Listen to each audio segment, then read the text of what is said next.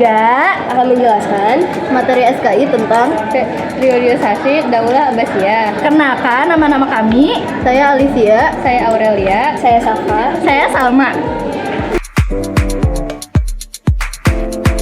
Periode Persia 1. Periode pertama dinasti Abbasiyah berlangsung selama 97 tahun dan dipimpin oleh 9 orang khalifah, mulai dari Abu Abbas Al-Saffah 132 sampai 136 Hijriah atau 750 sampai 754 Masehi, sampai Khalifah Al-Watsiq 227 sampai 232 Hijriah atau 842 sampai 847 Masehi. Periode ini disebut dengan periode keemasan dinasti Abbasiyah, bahkan dapat dikatakan sebagai periode keemasan Islam di dunia. Abu Abbas dan Abu Ja'far Al-Mansur telah meletakkan dasar-dasar pemerintahan dan keemasan terjadi pada masa 7 khalifah berikutnya. Selain memiliki wilayah yang sangat luas, dinasti ini mencapai kemajuan peradaban di berbagai bidang. Ilmu pengetahuan dan filsafat berkembang pesat. Demikian juga dengan seni budaya, politik, militer, dan perekonomian. Para khalifah yang memimpin pada periode ini selain ahli dalam ketatanegaraan, politik, dan pemerintahan, mereka sangat mencintai ilmu pengetahuan, peradaban, dan dikenal dengan dekat dengan ulama ilmuwan. Puncak keberhasilan daulah ini berada pada masa Khalifah Harun ar-Rasyid 786 sampai 809 Masehi dan putranya Al-Ma'mun 813 sampai 833 Masehi.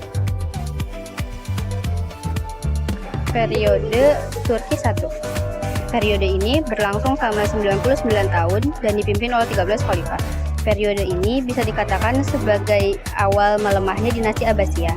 Kebijakan Khalifah Al-Mu'tasim terhadap unsur Turki dalam masalah ketentaraan membuat praktik kebiasaan orang-orang muslim mengikuti perjalanan perang menjadi terhenti.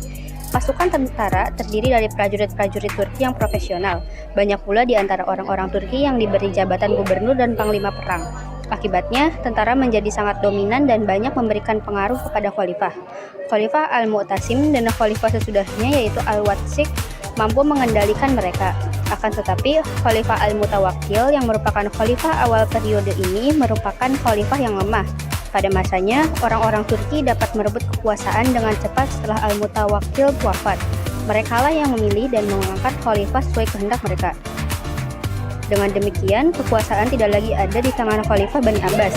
Walaupun mereka tetap berada pada jabatan khalifah, keberadaannya hanya sebagai simbol belaka. Kekuasaan dinasti Abbasiyah pada periode ini menjadi lemah. Akibatnya banyak daerah-daerah kecil yang berusaha melepaskan diri dan tidak mampu diatasi. Berikut faktor-faktor penting lain yang menyebabkan kemunduran dinasti Abbasiyah pada periode ini. 1. Luasnya wilayah yang harus dikendalikan sedangkan organisasi dan komunikasi rapuh dan lemah. 2. Ketergantungan pada tentara sangat tinggi sehingga menurunkan semangat rakyat dalam membela negara. 3. Kesulitan keuangan karena beban pembiayaan tentara sangat tinggi. Periode Persia 2. Pada periode ini, dinasti Abbasiyah berada di bawah kekuasaan Bani Buwayhi. Mereka adalah para penganut aliran Syiah yang berhasil mendirikan dinasti di sebelah barat laut Iran. Ketika kekuatan mereka bertambah besar, masyarakat sepenuhnya dikuasai oleh mereka. Orang-orang terkemuka di Baghdad mempersiapkan mereka memasuki Baghdad dan Khalifah Al-Mustaqfi tidak bisa berbuat apa-apa. Sejak diangkatnya Khalifah Al-Mutqi 334 sampai 363 Hijriah atau 945 sampai 974 Masehi. Kedudukan khalifah benar-benar hanya sebagai boneka yang dikendalikan oleh Bani Buwayhi. Oleh karena itu, selama 1 abad periode ini berlangsung, para khalifah tidak mampu berbuat banyak untuk mempertahankan kedaulatan negara. Meskipun demikian, dalam bidang ilmu pengetahuan dinasti Abbasiyah terus mengalami kemajuan dalam periode ini. Pada masa ini muncul pemikir-pemikir besar seperti Al-Farabi, Ibnu Sina, Al-Binuri, Ibnu Maskawai. Selain itu, bidang ekonomi, pertanian, dan perdagangan juga mengalami kemajuan. Periode Turki 2. Periode ini berlangsung sekitar 164 tahun. Jika pada periode sebelumnya kekuasaan Abbasiyah berada di bawah kendali Bani Buwayhi, maka pada periode ini kekuasaan berada di bawah kendali kaum Saljuk dari Turki. Saljuk adalah nama keluarga penguasa suku-suku Oghuz di Turki. Saljuk adalah Nama suku yang diambil sebagai penghormatan atas nenek moyang mereka bernama Saljuk bin Yakak. Kehadiran Bani Saljuk di Baghdad sebenarnya atas undangan khalifah untuk menghilangkan pengaruh Bani Buaihi. Namun, pengaruh mereka akhirnya tak terkendali setelah para khalifah Abbasiyah menempatkan mereka pada jabatan-jabatan penting kerajaan seperti panglima perang, gubernur, dan wazir atau menteri. Puncak pengaruh kaum Saljuk terhadap kekhalifahan Bani Abbas dimulai tahun 510 Hijriah atau 1116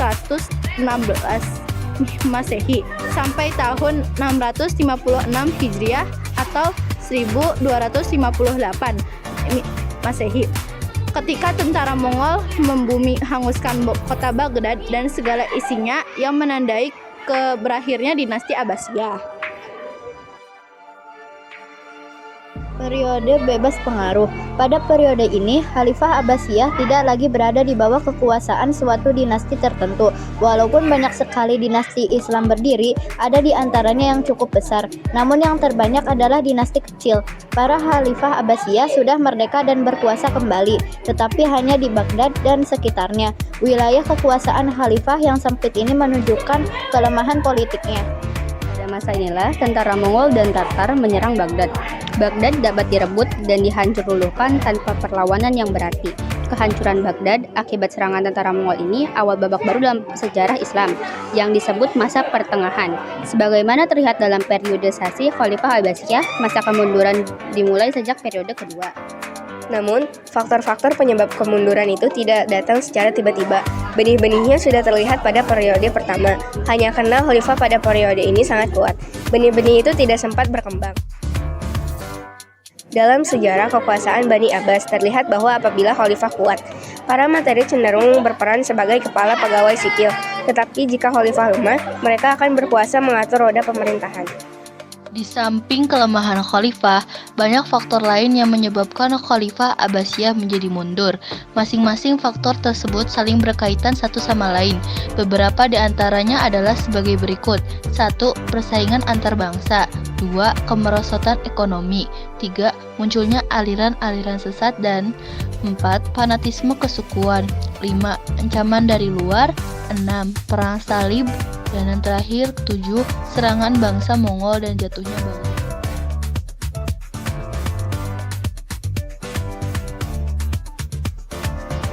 Sekian dari kami.